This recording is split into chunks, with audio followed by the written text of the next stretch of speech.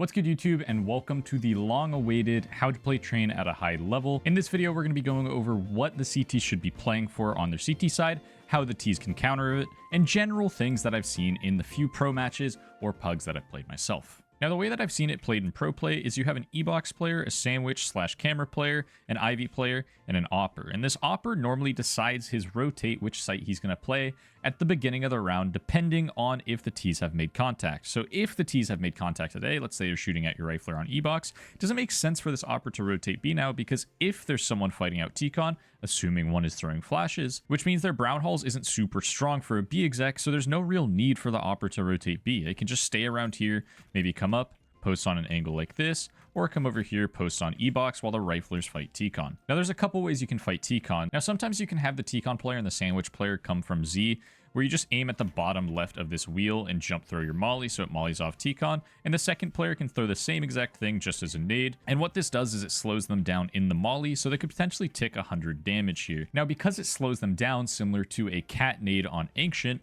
you actually have enough time to come over here and try and stuff them in T-con.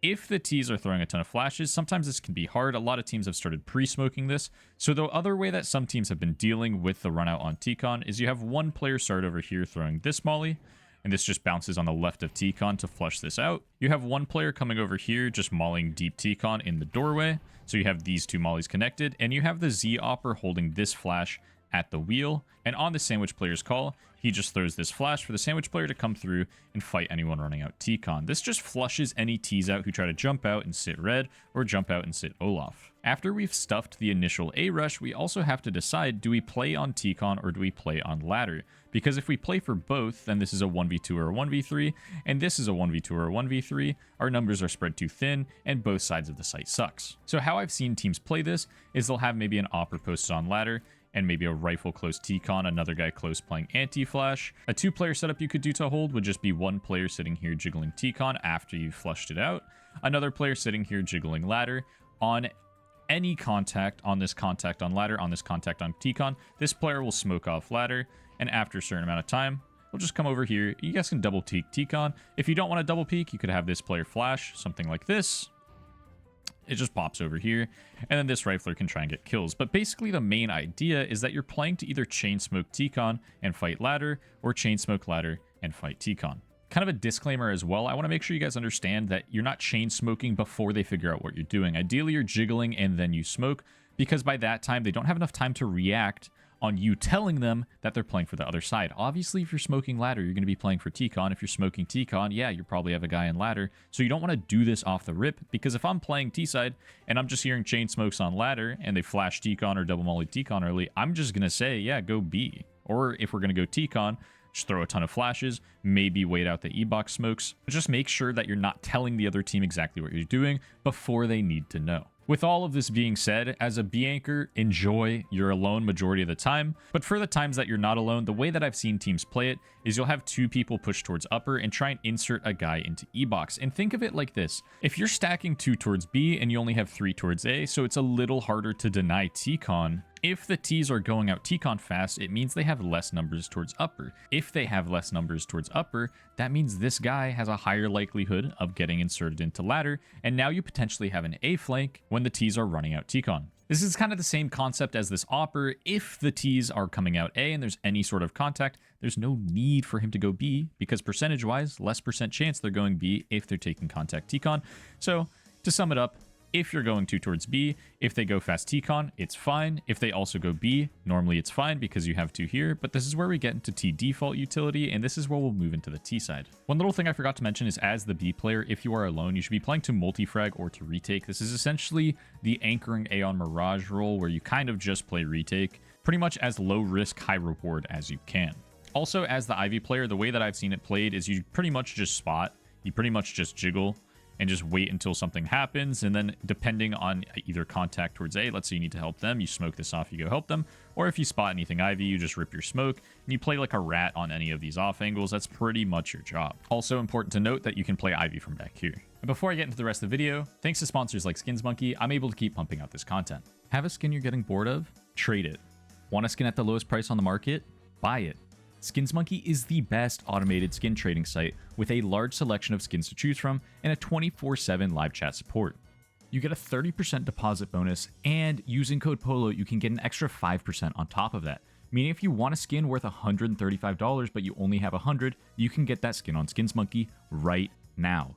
And if you don't have anything to trade, they do free giveaways every day, so everyone has something to gain from using Skinsmonkey. Using code POLO, you can also get a $5 bonus on your first trade, so click the link in my description, use code POLO, and make the most of it. So like I was saying earlier, the T's generally always smoke sandwich, and what this will look like is this furthest back spawn can just aim at the bottom of the B right here and W tap jump throw. This is just the fastest popping sandwich smoke, and it pops really well as well. Pretty satisfying the way it bounces, but it pops right in the middle of sandwich. And what this does is it gives you a little pocket right here that you can get into when you get out of red. Now you'll usually have one player flashing for this rifle getting out as well. And what this flash will look like is I just come a little bit near the yellow box. I just aim in the center of this pole between these two notches, and I just go ahead and jump throw. And where this flash pops, I'll throw it as a nade so we can see, is it just pops right over T-Con, blinding any riflers trying to scale up and fight the T-Con run out. And if you're going out T-Con, it probably makes sense to pre-smoke the molly, so I've just seen teams doing it like this. So default utility on this map usually consists of sandwich smoke, some over T-Con flashes, and if you want to get a little spicy, you can also come over here and throw a nade like this. You just come to the back wall, you aim right here on the shadow, and just go ahead and jump throw. And where this nade goes is it just pops right outside E-Box. So if anyone tries to rush E-Box fast, they're just chunked for 50 damage, and then you can flush them out with mollies later. For upper B utility, this is why I wanted to transition into the T default, is because if the other team is playing 2 towards B, it's kind of hard to deny this if you don't have a molly and a nade down on lower B. So the way that I've seen teams doing this is they come up the stairs, they aim to the right of the light, and once they hit these second steps, they just go ahead and left right click throw. And where this molly goes is it just pops perfectly on lower. Now after you throw this molly, you can just go ahead and bounce a nade off the ground like this. And now this is the default utility you're throwing. If the CTs decide to push B, then they're just owned. This is pretty much happening every single round in pro play. Sometimes they double nade, because if the CTs are pushing, they know that this util is coming if you're throwing it every round, so they'll pre-smoke. So sometimes you should double nade on this if you've been doing this a lot and expect a B push. Bro, he's been doing that same nade set all game. Sometimes teams have also thrown in a deep upper smoke if you have maybe a couple people defaulting here. So you have one guy throwing molly nade, one guy throwing smoke and nade, and this just secures your upper B and makes this very, very safe to get off whatever round you want to get off. Now, just like every other map, the way that you play on T side as a caller is you try and draw the rotate away from where you're actually going to try and just win the numbers game. So what this would look like is, let's say you're doing a 2 or a 3-man B default and you eventually want to go towards A. You can throw some sort of B fake where maybe you come over here into this corner, you go ahead and you molly Z, you smoke on top of it. Let's say you throw a couple flashes as well, just aim at the bottom of this window, they pop right above lower. And this looks like a pretty convincing B fake paired with a lower smoke and maybe a flash as well. This could really bring the opper over towards B. Now, if the opper is over towards B, you guys can do your A execute or A split. And what this could look like is you have a couple people, maybe the B defaulters going ladder. You have a couple people T-Con, maybe one T-Con, one Ivy.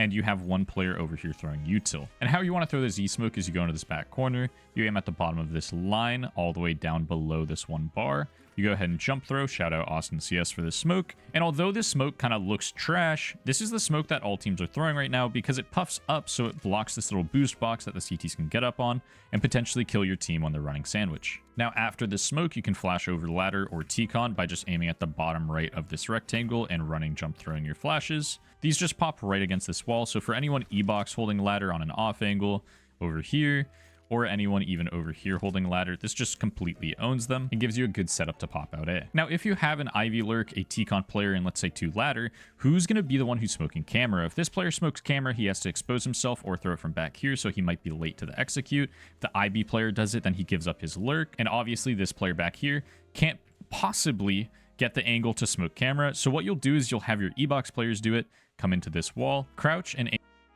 here, and just go ahead and jump throw. And what this does is it's a perfect smoke on camera. So now you have a smoke on camera, smoke on Z, over ladder flashes, and Ivy lurk, a T-Con player, and 2 popping out E-Box. Again, remember, this only works if you do a B fake. A lot of the calling on this map just comes down to trying to tell the opper a different story than what you're doing. If you're throwing a fast sandwich smoke, and let's say you're sending a guy out over here, this is going to keep him over towards A. So if you are doing this play, and let's say you've defaulted, let's say 3 or 4 or 2 T-con early, and they've seen that you've done a heavy default on A after you throw these smokes, then it might be a good idea to do this with just one player, and then walk upper B and do a B pop on the solo B player because you know that player is going to be solo. In the event this player gets out T-con and doesn't get much pressure, then there might be 2 towards B, and now it might be worth shifting your B default into more of an A default, and maybe coming back and doing this sort of split. What I'm getting at here is it all comes down to the opper rotating, and I'll stop sounding like a broken record, but there's a lot of different ways you can do this on this map, and I hope I gave some good ideas as to how to play this map in that kind of construct within that theory. And yeah, I'd love to see you guys get creative in your own teams and your own pugs. But with that being said, thank you guys for watching, and I'll see you guys in the next one.